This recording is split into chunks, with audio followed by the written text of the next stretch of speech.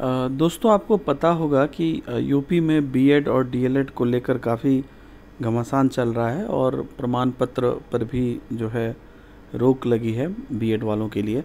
तो पूरी बात क्या है और क्या लेटेस्ट अपडेट है उसकी, वो सारी चीज़ मैं आपको अलग अलग न्यूज़ के माध्यम से यहाँ पे बताने वाला हूँ।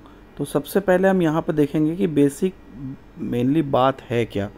तो ये जो आपका यूपी शिक्षक भर्ती है, तो इसमें बीएड और डीएलएड के बीच में क्या विवाद है, इस बात को पहले हम लोग यहाँ पे समझेंगे। तो आप देखेंगे तो यहाँ पर न्यूज़ के हिसाब से कि डीएलएड वाले जो है वो प्राथमिक शिक्षक भर्ती से बीएड वालों को बाहर करने पर अड़े हुए हैं। तो जो डीएलएड वाले हैं वो बीएड वालों को बाहर करने पर अड़े हुए हैं। बेसिकली ये बीएड और डीएलएड की लड़ाई बहुत दिनों से चल रही है। बीएड वाले डीएलएड पे लगे रहते हैं, डीएलएड वाले बीएड पे लगे रहते हैं। और एनसीटी ने 2018 में बीएड डिग्री वालों को शिक्षक भर्ती में मान्य किया था, ठीक है। और बीएड के आने से जो भर्ती में है ऑब्वियसली प्रतिस्पर्धा बढ़ेगी, क्योंकि बहुत ज़्यादा लोग बीएड किए हुए हैं। आप लोग भी वीडियो के कमेंट में लास्ट में अपना रिव्यू दीजिएगा, पहले पूरी न्यूज़ को देख लीजिए।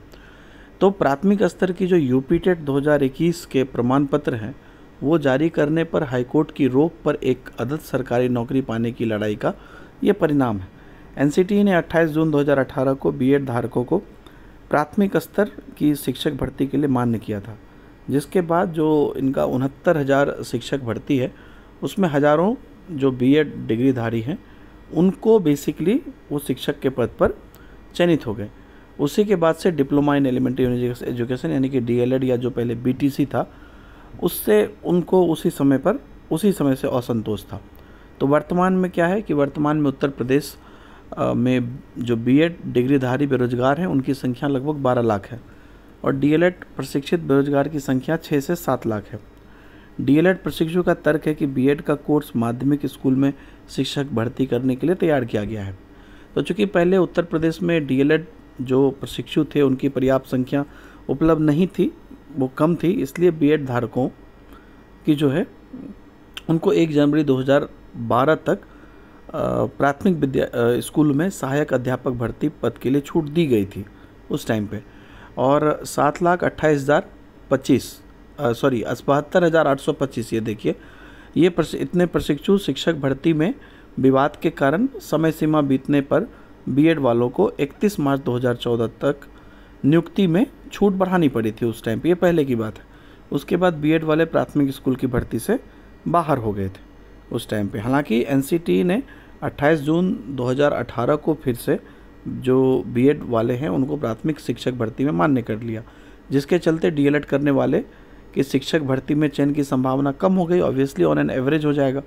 तो डीएलएड करने वाले बेरोजगार की संख्या लाखों होने के कारण अब वे बीएड धारकों को प्राइमरी शिक्षक भर्ती में शामिल करने का विरोध कर रहे हैं। तो ये बेसिकली मामला है।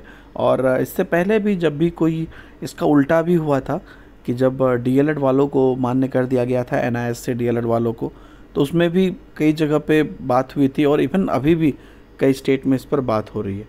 उसके बाद जो लेटेस्ट अपडेट है यहाँ पर अभी का, वो अगर मैं आपको बताऊँ तो यहाँ पर जो सर्टिफिकेट था, तो यूपी टीटी पास जो बीएड धारक हैं उनको सर्टिफिकेट जारी करने पर रोक बढ़ गई है। तो यहाँ पर देखिए, यहाँ पर आपको कहा जा रहा है कि कोर्ट ने जो यूपी टीटी उत्तीर्ण बीएड धारक है उनको पात्रता जो प्रमाण पत्र है वो जारी करने पर रोक जो लगाई थी वो बरकरार है। कोर्ट ने मामले में जो थोड़ा सा रोक लगाते हुए एनसीटी को 14 जुलाई तक जवाब देने के लिए कहा है। तो अभी क्या है, कोर्ट में मामला है और एनसीटी एक पक्ष में लड़ रहा है, तो एनसीटी को जवाब देना है, अपना जवाब एनसीटी यहाँ पर देगा। उसके बाद आगे देखिएगा तो जो इलाहाबाद हाई कोर्ट है तो उसने यूपी टीटी उत्तीर्ण बीएड धारकों के प्रमाण पत्र जारी करने पर अभी रोक लगाई है। 14 जुलाई तक एनसीटी को जवाब देने के लिए कहा है। और यह आदेश जो है न्यायमूर्ति सिद्धार्थ ने, प्रतीक मिश्र और 4 अन्य जिन्होंने याचिका रेज की है उनके आधार पर दिया है। इसके पहले की अगर हम बात करते हैं तो इसके पहले कोर्ट ने 12 मई को हुई सुनवाई थी, उसमें राजस्थान हाईकोर्ट के फैसले को देखा था और उसको देखते हुए सरकार से जानकारी मांगी थी। साथ ही यूपी टेट उत्तीर्ण जो बीएड धारक थे उनको पात्रता प्रमाण पत्र जारी करने पर जो है उस समय पर ये रोक लगा दिया था। कोर्ट ने सरकार से यहाँ पर पूछा था उस टाइम पे कि राजस्थान हाईकोर्ट के फैसले को देखते हुए क्या जो सरकार है वो कोई निर्देश जारी किया है। तो मंगलवार को सुनवाई के दौरान सरकार की ओर से कहा गया कि एनसीटी जब तक नोटिफिकेशन जारी नहीं करेगा वह कुछ नहीं कर सकता है, और इस पर कोर्ट ने एनसीटी को नोटिस जारी करते हुए जवाब दाखिल करने को कहा है। मामले में जो अब सुनवाई है अब वो जुलाई में होगी।